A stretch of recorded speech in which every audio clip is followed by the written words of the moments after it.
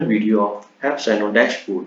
We'll walk through each and every section and we'll discuss about the capabilities of the dashboard. Now, first of all, on this you can see the landing page. Now, what you can witness on the left side are the tasks. So they are segmented into three sections of unassigned, assigned, and completed.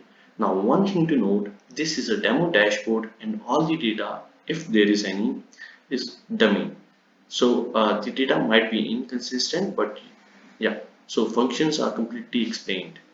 Okay, on the right hand side, you can see the agents. Now, agents are marked as either free, busy, or inactive.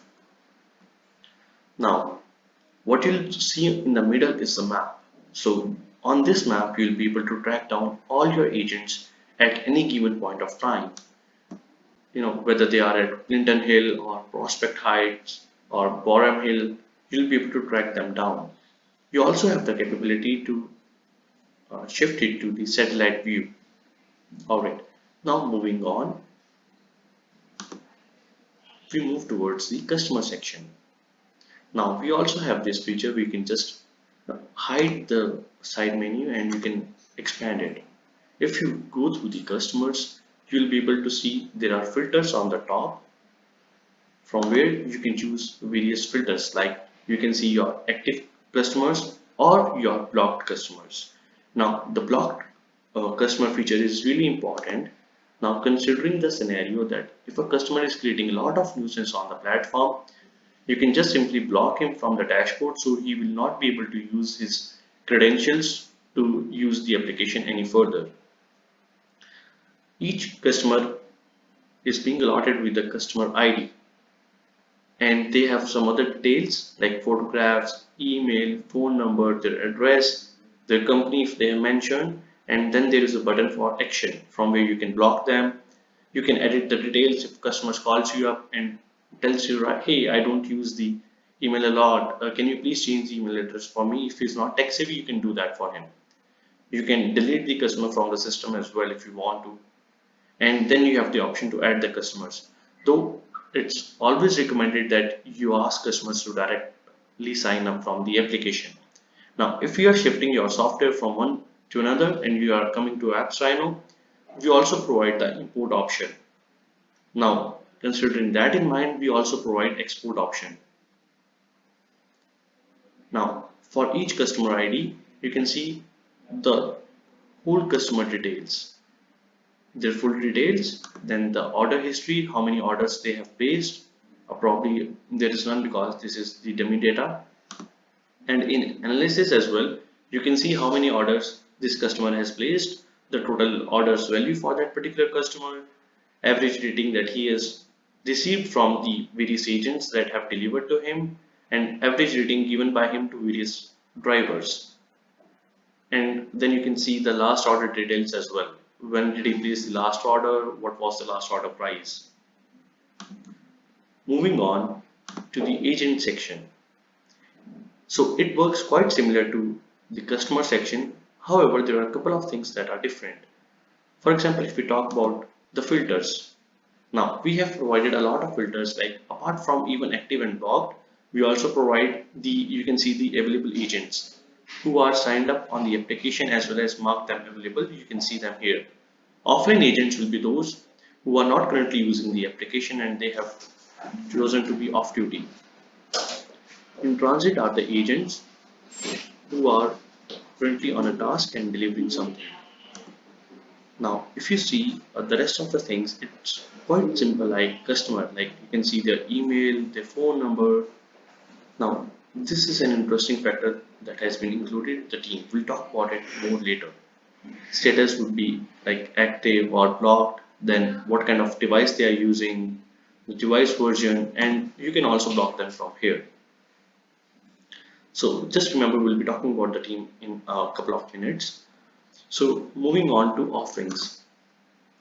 Now the AppsRhino has been built, so we keep in mind that you might have, just the products catalog like we have in taxi, or you just want to have an application for your restaurant, or what you want to do, you want to have an application for your own laundry. So if you go choose just the products catalog. Now moving on to products, you'll be able to see all the products. You can name them from here, you can add the image. Now just keep in mind, everything you do here will be reflected in the customer app that will be used by the customers. You can change the price from here, you can turn their status if they are available or not available, and then from edit section you can just simply change whatever you want to. Alright, now here we are. So similarly you can add a product from here if you want to add a new product, right? Alright, and then moving on. Okay, so we missed one thing. What if in case we choose categories and products rather than just products? So now this is really important if you're going ahead with the aggregation model, be that the aggregation of restaurants or be that the aggregation of laundries. You need to have categories and then subcategories, or especially in food delivery, right? So you click on products. Now what you'll have to do, you'll have to choose first of all the category. Customer will select a category, then he'll create a subcategory against it, and then he can see the products. You can skip the subcategory part if you want to. You can just put in category and then the product. And for pricing, you can just go here. It will be same like the product section, because ultimately you have to list down all the products. Now moving upon, you can see all your tasks in here. Alright, so from August 8 to September 6th is the chosen date for now. You can use all these filters. You can select a custom range, last 7 days, all of them. So if I click all of them, okay, I got to. Alright, so each task ID has been mapped to an order ID. Now for one order, there might be multiple tasks. For example, there must be, if we consider the case of laundry, a person is going to pick up the items from the customer and bringing back to laundry. Now the customer has only placed one order, but there will be two tasks created, one for the pickup, another for delivery. So that is the reason for one particular order ID there are two different tasks. One is for pickup, other one is for delivery. Similarly, if you click on the order ID, you will be able to see the customer details, who has placed the order, his address, his company, all of the details. Then the order details, when the order was created, what was the pickup address, what was the delivery address, promo code if he has used any, what was mode of payment. So order flow will be quite same, it won't be any different. But yeah, you can just see the orders from here. You can see the completed status, order value. Go to the team section. Now here is what we're going to talk about the team. When we were in agent section, we talked about the team. So for team section, you have the ability to create different teams. For example, let's say you are working in US, right? You have a company in US. Now you are operational in 4 different cities. One is New York, then California, let's say in California, let's say San Francisco, New York City, Boston, and then Texas. Now, what you want to ensure is that the customers from New York are sending the tasks to the drivers of New York only, because it won't make sense otherwise. So what you can do is just create a team from here, assign a manager from here, right? You can create a manager for them as well, and then you can manage the description, you can update them and add all the agents you want to from the agent section, and you can create a lot more of teams, however the number of teams you want to create. Now moving on to the document section. So document section will be privacy policy, the terms and conditions, about the organization. All these will be reflected in the customer app. So whatever you want to change, you can change from here, and everything will be directly reflected in the customer app. Moving on to the last part. So business type can be we realize there can be 2 different business types. One can be appointment, for example, on-demand home services, for on-demand doctors, right? And other one could be pickup and delivery, like food delivery, grocery, laundry, even taxi, because taxi is kind of a pickup and delivery. Now you can also choose the language for the dashboard from here, and then the distance units. Right now we don't have the support for the mirror interface, but we can add them. But the condition would be our customers will have to help us out with the translation into Arabic. Okay. So in profile section, you can manage all your own details, right? Whatever you want to use as your whatever email ID you use, your company name, your company address, you can put in all here. You can change the password from here, the login password. Now, user ID will be assigned, will be permanent. So this is basically the system ID that we have for you, and you cannot change that. If we are going ahead with the source code, this won't be necessary because you practically will own the complete system.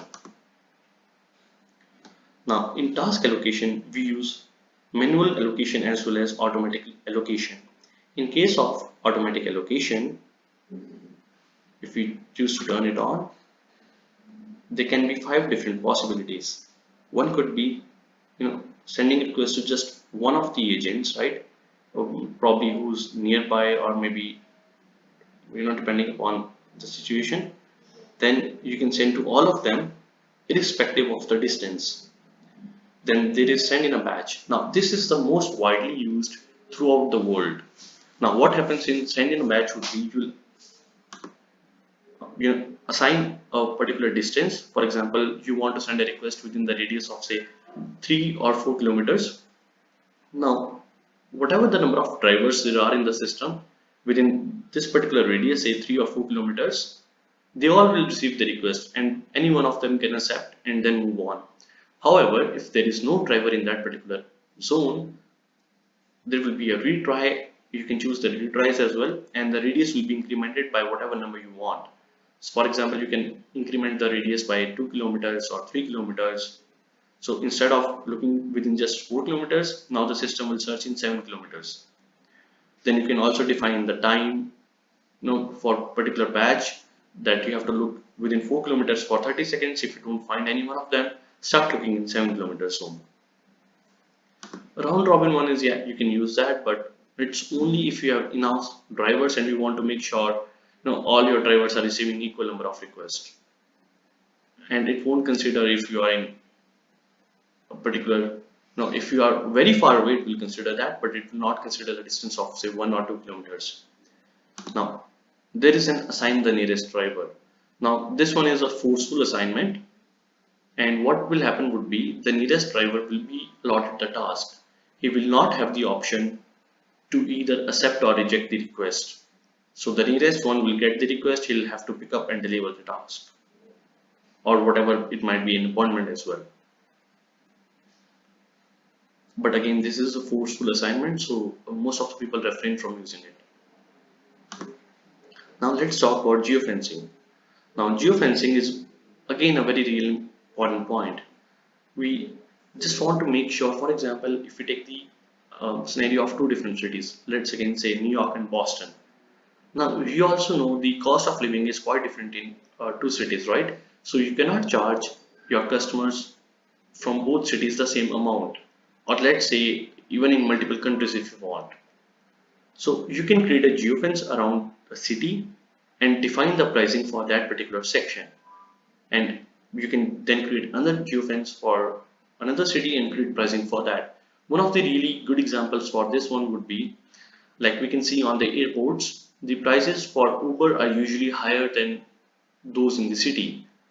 The idea behind that is, the airports are really high demand zones.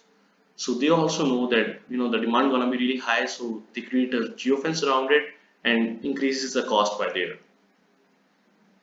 Alright, so moving on, we have promos and referrals as well. Now promos and referrals are, these days the integral part of any solution. So if you want to run a business, initially you want to get a lot of customer attention, and for that you use promos and referrals.